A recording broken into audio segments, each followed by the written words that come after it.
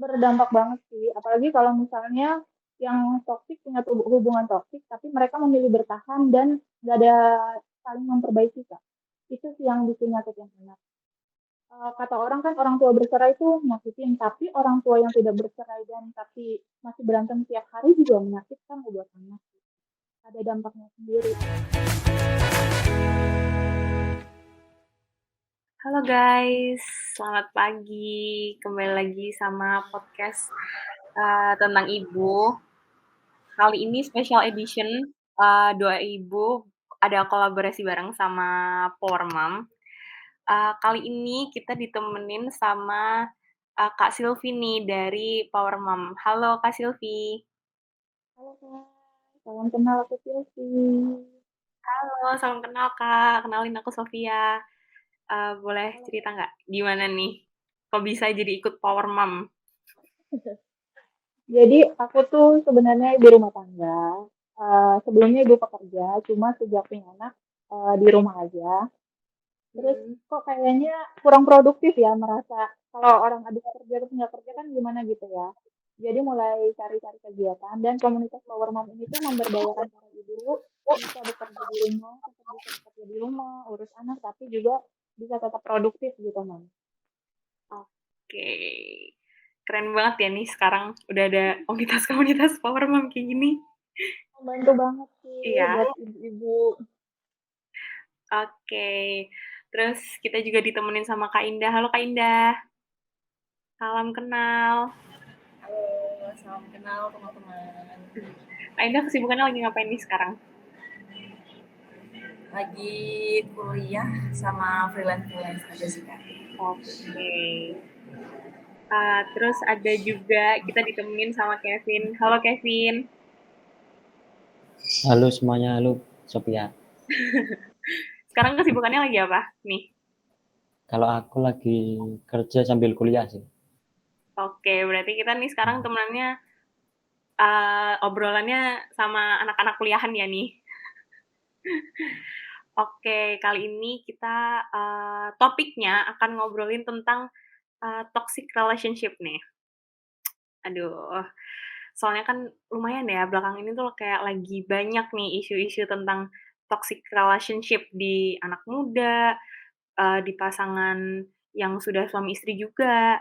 Hmm, terus ada nggak menurut teman-teman nih atau dari Kak Silvi, ada cerita nggak tentang pengalaman berada di dalam hubungan toxic toxic relationship itu? Aku ada banget lagi. Boleh boleh diceritain, Kak, boleh? Aduh, gimana ya? Sebenarnya toxic yang dibilang toxic relationship kan nggak cuma pertemanan ya, ada juga di hubungan, Iya. di kerjaan juga banyak gitu ruang lingkupnya. Aku pernah ngalamin di pasangan juga gitu. Dan menurutku itu tuh benar-benar nggak enak sih, apalagi untuk yang memutuskan untuk bertahan dalam hubungan toksik itu gitu. Hmm, Kan nggak semua orang bisa melepaskan diri dari hubungan toksik itu kan. iya benar Dan banget. yang susah kan pasti banyak banget pertimbangan. Mungkin kalau untuk aku pribadi sebagai apa ya seorang ibu yang relationship-nya udah menikah, itu tuh memutuskan hubungan yang toksik tuh nggak serta merta udah ditinggalin gitu kan. Beda sama pacaran atau dalam hubungan pertemanan bisa ditinggalin. Nah kalau notabene sudut pandang aku sebagai seorang ibu banyak sekali pertimbangannya gitu. Hmm, oke. Kalau Kak Indah sama Kevin nih, pernah nggak ada cerita nggak? Siapa nih mau cerita? Siapa dulu nih? Boleh boleh Kak Indah dulu nggak apa-apa. Lu enggak? Aku sendiri kalau hubungan apa namanya percintaan pernah sih ya. Mungkin pernah, tapi saking toksiknya kali ya, jadi nggak kerasa gitu. Hmm. Pernah sih, pernah. Orang tua juga pernah.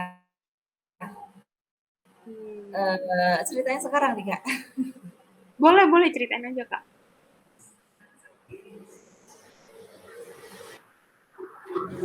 Oke. Jadi tuh dulu aku pernah diselingkuhin sama pasangan. Tuh, terus Hmm. masih belum sepenuhnya memaafkan. belum sepenuhnya mengikhlaskan gitu, tapi dipaksakan untuk terus lanjut, padahal apa namanya ya, karena alasannya hubungan kita udah lama gitu. Akhirnya selama berjalannya hubungan, jadi kita saling menyakiti satu sama lain gitu. Yang pasanganku udah minta maaf, udah berusaha memperbaiki kesalahannya, tapi sedangkan akunya sendiri masih belum sepenuhnya berdamai. Itu kan juga nyakitin pasanganku. Dan aku juga merasa tersakiti sama pasanganku. Nah, jadilah toxic relationship gitu. Tapi kalau kayak gitu curhat nggak sama ibunya, Kak? Wah, enggak. Enggak ya? Karena orang tua aku itu tipe yang melatih anak-anaknya buat mandiri gitu kan. Kalau ada masalah apapun, ya aku harus bisa ngadepin sendiri gitu. Kecuali yang benar-benar udah parah banget lah, baru orang tua yang nanganin. Soalnya orang tua aku orangnya stresan gitu. Di bawah pikiran Masalah ya. aku cerita, wah orang-orang guys, bener banget. Jadi milih buat keep sendiri aja. Kalau Kevin gimana nih? Ada nggak ceritanya? Kalau aku sih toksiknya itu dalam hal apa itu? Dilarang-larang gitu loh. Ya, Oh, jadi kan kalau dikekang gitu ya? iya dikekang yang lainnya lah. Itu kan sama aja kayak kita tuh nggak bebas lah ngejalanin hidup. Hmm. Padahal kan Jadi harus kan kerja, kita harus kuliah gitu ya? iya harus ngeluangin waktu ya. Aku juga ngeluangin waktu, tapi kan nggak setiap saat bisa kan. Hmm. Di jam-jam tertentu atau di hari-hari tertentu aku bisa ngeluangin buat pacaran. Gitu Nah, sih kalau dari aku. tapi cerita nggak ke ibunya kalau aku sama pacarku dilarang-larang nih kayak gitu? Enggak sih, enggak Enggak ya? cerita sih. Iya. Berarti emang lebih tertutup sama ibu atau emang kalau masalah hubungan belum mau cerita aja? Iya, kalau masalah hubungan belum cerita aja karena ya. Oke. Iya. Terus oke, menurut Kak Silvi nih, perlu nggak sih sebenarnya anak-anak nih terbuka nih masalah hubungan ke ibunya? Gimana Kak Silvi? Kalau menurut kalau menurutku sih ya, pandangan aku sebagai seorang ibu pasti perlu sih ya.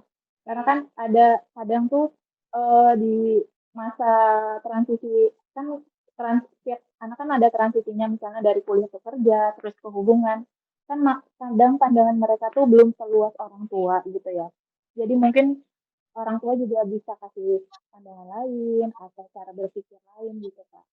Itu juga bisa jadi bonding juga sih Kak. Misalnya kalau orang tuanya kasih, terutama kalau orang tuanya enak ya diajak ngobrol, itu kan bisa jadi bonding juga antara orang tua dan anak gitu. Kalau menurutku sih perlu ya. Tapi kalau udah ke ranahnya udah menikah, ada beberapa mungkin yang perlu dijaga untuk privasi gitu, ada yang enggak gitu. Oke. Kalau misalnya Kak Silvi nih sebagai ibu, tahu anaknya lagi berada di hubungan yang toksik nih, hubungan yang tidak sehat tadi. Kira-kira sebagai ibu kayak gimana nih? Gimana ya? Aku juga pernah jadi anak muda. Dan aku mengasumsikan diriku sendiri. Aku dulu kayak gitu Kak. Jadi aku dulu tuh anak muda, terus punya hubungan yang toksik. Orang tua aku tuh keras banget. Gak boleh ini, strict banget. Gak boleh ini, gak boleh ini, gak boleh, jangan gini, jangan gini. Ngapain sama anak yang begini, begini, begini, begini, gitu kan. Bukannya dikasih pandangan, tapi langsung di-cut gitu loh. Nah, menurut aku pribadi dan pengalaman aku sebagai anak muda dan akhirnya menjadi orang tua, menurut aku pendekatan orang tua juga penting gitu kan. Jadi ketika anak itu mungkin sedang menjalin hubungan, kita kan nggak tahu tuh toxic enggak tuh pasangannya. Untuk tahunya kan pasti ngorek sedikit-sedikit berbagi cerita gitu kan. Nah kalau memang dirasa memang hubungannya itu toksik, pelan-pelan kita bukan ngasih judgement, udah tinggalin aja enggak, tapi kasih pandangan, ini yang begini tuh yang baik, yang begini tuh yang enggak gitu. dan keputusan balik lagi ke dia, tapi kita kasih tahu konsekuensinya gitu. Menurut aku ya. Ya, oke. Mmm, kalau sebagai dulu kan Kak Silvi juga pernah jadi anak kan, kayak tadi Kak Silvi bilang dulu remaja. Pernah Betul. nggak melihat orang tuanya kayak berada di hubungan yang toksik gitu? Aku terlahir dari orang tua yang toksik. Terus berdampak Iya, nggak Kak sebagai berdampak banget sih. Apalagi kalau misalnya yang toksik punya hubungan toksik, tapi mereka memilih bertahan dan gak ada saling memperbaiki, Kak. Itu sih yang bikin nyakitin anak. Kata orang kan orang tua bercerai itu nyakitin, tapi orang tua yang tidak bercerai dan tapi masih berantem tiap hari juga menyakitkan buat anak. Ada dampaknya sendiri. oke. Kalau dari teman-teman Kak Indah sama Kevin nih, ada nggak pengalaman yang harus melihat ibunya nih berada di hubungan yang toksik? Pernah nggak? Coba dulu.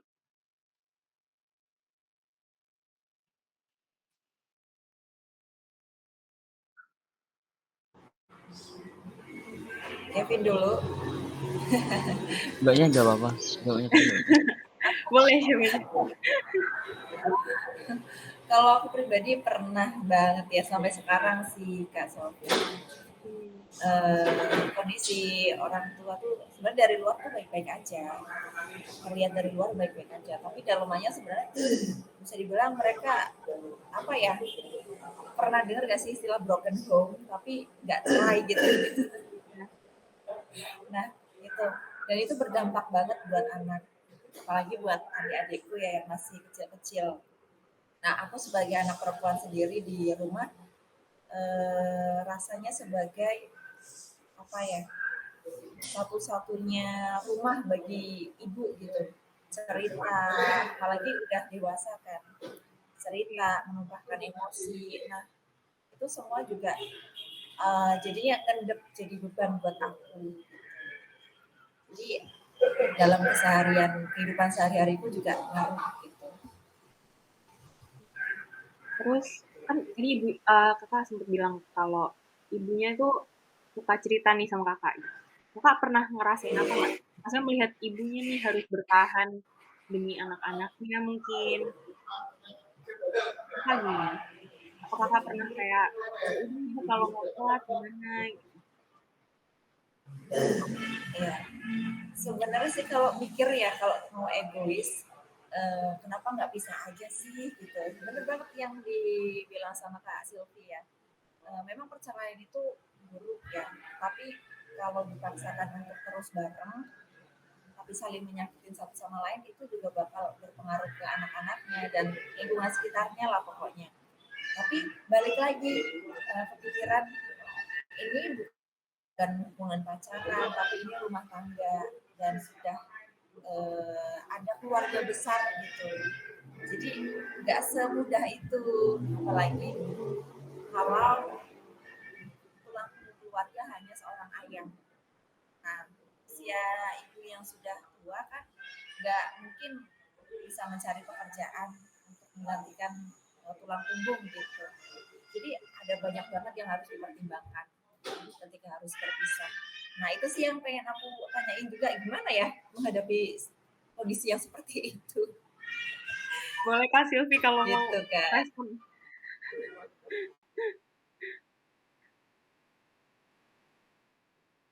Menurut pendapatku nih, Kak. Iya nggak apa-apa Kak respon. Jadi kalau aku pribadi yang sudah mengalami remaja dan hidup dengan orang tua yang punya hubungan toksik dan kebetulan aku juga punya hubungan toksik. Kebetulan entah itu jadi trauma aku dan akhirnya mengulang lagi kan bisa juga ya. Ada yang bilang kayak gitu sih kalau misalnya orang tuanya toksik kita jadi punya mengulang riwayat gitu bisa jadi. Nah, kalau menurutku gimana tadi Kak? Kalau orang tuanya toksik harus gimana gitu ya Kak? Iya, kayak gimana sih harus jadi anak nih ngelihat orang tuanya kalau dalam hubungan yang nggak sehat itu. Jadi posisi anak atau orang tuanya? Boleh kalau kakak mau uh, menyampaikan dari posisi anak maupun orang tua? Kalau menurut aku sih yang tadi aku bilang ya, kalau sudah masuk ke ranah pernikahan kan untuk lepas dari hubungan toksik tuh nggak gampang, banyak banget pertimbangannya. Nah, biasanya kalau aku sebagai istri gitu, untuk tetap bertahan di hubungan toksik mungkin ada misal pertimbangan materi atau apa gitu. Tapi kalau kita memilih untuk bertahan biar sama-sama waras gitu, biar kita punya pasangan toksik atau hubungan toksik dan kita tuh harus tetap waras menurut aku ya. Jadi kadang ada toksik kan macam-macam ya Kak. Ada yang KDRT, ada yang manipulatif, ada yang selingkuh, ada yang oh banyak banget deh macamnya. Ada yang pokoknya banyak banget.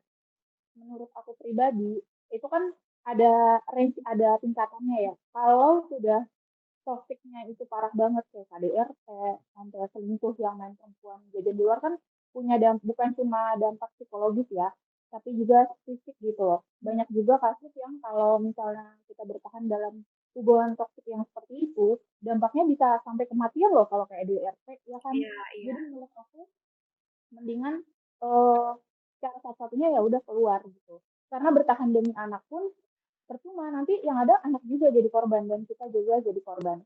Tapi kalau misalnya toksiknya tuh kayak apa ya, suka bohong ya, manipulatif atau apa gitu menurutku kalau dia masih mau bertahan, kita tuh harus membangun kesadaran diri kita gitu loh Kak. Kadang sama orang manipulatif, hubungan sama orang manipulatif, kita kan kayak ngerasa, kok gue yang salah ya, kok gue yang gini ya. Padahal kita tuh belum tentu salah, tapi seolah-olah kayak kita yang salah gitu. Nah, kalau untuk bertahan dalam hubungan manipulatif yang seperti itu, menurut aku pribadi, jadi kita tuh harus membangun kesadaran gitu Kak. Oh, aku tuh kayak gini. Terus membangun kesadaran ke siapa pasangan kita, diri kita. Kan kadang ada juga yang direndahkan, ih kamu tuh begini-begini. Dengan kita sadar, oh aku nggak gitu kok gitu. Jadi kita mentalnya tuh masih tetap terjaga.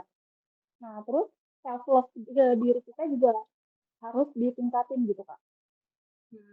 Oke. Jadi kan kalau misalnya ngebangun ada orang yang pasangan nih, kita tuh tertuju sama dia aja, oh kita maunya kita bahagia kalau dia begini-begini. Nah, dengan kita self love ke diri sendiri, mencintai diri sendiri, kita tuh udah kayak, oh yang dia mau kayak gimana ya udah, kita tetap mencintai diri kita sendiri. Jadi dengan sadar, dengan waras mencintai diri sendiri, membuat kita tetap apa ya sehat dalam hubungan yang toksik. Menurutku sih gitu.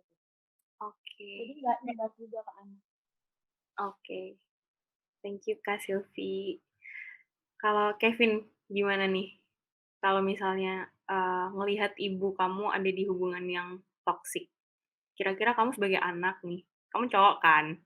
Kira-kira sebagai anak cowoknya ibu nih, gimana? Kamu akan ngelakuin apa buat ibu?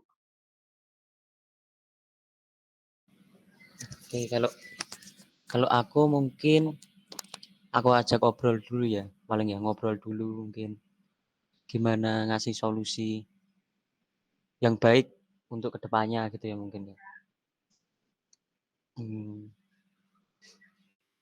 Kalau misal ibu alasannya kayak mau bertahan nih buat kamu gitu,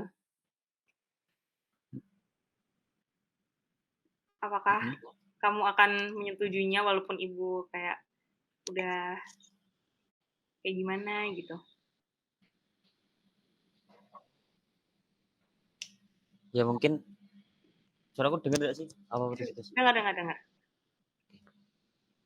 Ya mungkin ya sangat setuju lah, apalagi memperjuangin buat anak-anaknya sendiri ya, dalam lingkungan yang misalnya toksik, dalam keluarganya mungkin, dengan hubungan dengan suaminya sendiri misalnya. Oke. Mungkin kita udah hampir di penghujung obrolan ini ya. Aku mau tanya nih Kak, untuk Kak Silvi. Ada nggak sih menurut Kak Silvi kayak solusinya biar anak-anak yang masih muda itu bisa keluar dari hubungan yang toksik sebelum melangkah ke hubungan yang lebih serius. Lalu solusi buat yang udah terlanjur berkeluarga, cuman berada di hubungan yang toksik, tapi mau nggak mau harus bertahan demi anak-anaknya, keluarganya, gitu. Kalau menurutku pribadi ya, balik lagi, kalau masih anak muda tuh, meskipun kita kan kadang kalau masih muda tuh yang pertama kali dilihat tuh cinta, bener gak sih? Mau kayak apapun dia, yang penting gue sayang banget gitu, kayak rasanya kayak gitu gak sih? Iya. Pokoknya kalau dia ada tanda-tanda yang jelek aja misalnya, oh kok dia pelit ya, kok dia gini, ah nggak apa-apa, nanti bisa aku rubah. Ini mbak, tante, kakak, semuanya. Ternyata kita tidak bisa semudah itu merubah pasangan kita loh gitu. Buat aku pengalaman pribadi ya, misalnya hal sederhana tapi dia ngerokok ah nanti aku kalau sama aku dia nggak boleh ngerokok itu nggak semudah itu gitu loh misalnya apalagi misalnya dia punya cita-cita tanda yang udah red flag gitu ya misalnya oh dia kok begini ya kita udah kelihatan tandanya jangan merasa bahwa kita bisa merubah orang itu gitu ah nanti aku bisa rubah kok nggak semudah itu kadang buat merubah orang itu kita belum merubahnya kita yang udah berubah gitu kak kita belum berhasil merubahnya, udah kita yang kena mental gitu. Jadi kalau udah ada tanda-tandanya, misalnya kan pasti dalam berhubungan kita udah ngeliat ya tanda-tanda red flag atau apa gitu. Yang maksudnya dia itu toxic nih kayak gini. Udah kelihatan tandanya, di aware jangan gampang nanti aku bisa rubah. Ih, tolong ya. Di notice gitu, di notice gitu. Jangan diabaikan dan yakin kalau kita bisa merubahnya gitu. Terus kalau sudah yang kayak aku yang sudah terlanjur gitu, yang sudah menikah, yang aku sampaikan tadi, kalau memang memilih untuk tetap bertahan dalam hubungan toksik, balik lagi karena alasan apapun itu, mungkin anak atau keuangan atau teman atau apapun, balik lagi ke diri sendiri, cintain diri sendiri, hargain diri sendiri, terus mulai aktif dengan diri sendiri gitu. Apalagi yang perempuan ya, misalnya kan kalau laki-laki mungkin masih bisa kerja, tapi kalau perempuan biasanya kalau setelah menikah dia akan fokus di rumah gitu, di Iya. rumah anak-anak. Nah, kadang ibu-ibu tuh buntu nih ketika ada masalah, misalnya suaminya ada masalah, nih jadi ruwet kan pikirannya. Nah, cari kegiatan positif yang bisa membantu dia. Makanya kayak Power Mom ini bagus banget nih kayak aku nih jadi ada kegiatan positif juga terus bergaul sama orang-orang yang positif, sharing, terus ningkatin self love, jadi terus sadar juga sama perilakunya. Misalnya gini, oh dia perilakunya kayak gini nih, jangan diem aja, jangan diem aja. Bikin satu notif, oh dia kasar sama aku terus diem aja gitu, menerima aja ya jangan Bun. Harus lakuin sesuatu yang maksudnya bikin dia notice, oh aku nggak suka nih. Bisa caranya kan beda-beda. Misalnya kita dikata-katain kasar misalnya gitu kita bisa ngomong kok aku nggak suka ya kalau kamu kayak gini misalnya gitu kita bisa kasih notice jangan diem aja diperlakuin kasar diginiin direndahin tuh diem aja jangan kita juga sebagai perempuan harus bisa membela diri kita sendiri gitu tinggal misalnya diulangi lagi notice lagi sama kayak anak kecil nih misalnya ngelakuin sesuatu yang salah dia pasti kan ditegur awalnya Iya. salah lagi pasti tegurannya lebih keras dong salah lagi ada punishment-nya kan. Jadi sama ke pasangan juga kayak gitu. Karena pasangan tuh ada yang kalau berbuat salah, terus pasangannya diem aja, ah nggak apa-apa deh dia diem aja. Malah kayak gitu lagi. Ya, Gitu. makin diulangi. Jadi kita harus notice juga, oh aku nggak suka ya kayak gini gitu. Oke. Selain fokus ke diri sendiri, ke orang lainnya juga bikin boundary gitu, bikin batasan. Aku nggak suka kalau kayak gini, begini, yang tegas. Jadi nggak berlarut Komunikasi ya. toksiknya. Jadi toksiknya itu nggak berlarut. Oke. Oke, sepertinya obrolan kita tentang topik toxic relationship kali ini berakhir sampai di sini. Terima kasih ya Kak Silvi udah mau meluangkan waktunya, Kak Indah dan Kevin, makasih ya udah meluangkan waktunya buat ngobrol-ngobrol. Sampai berjumpa di episode selanjutnya. Dadah.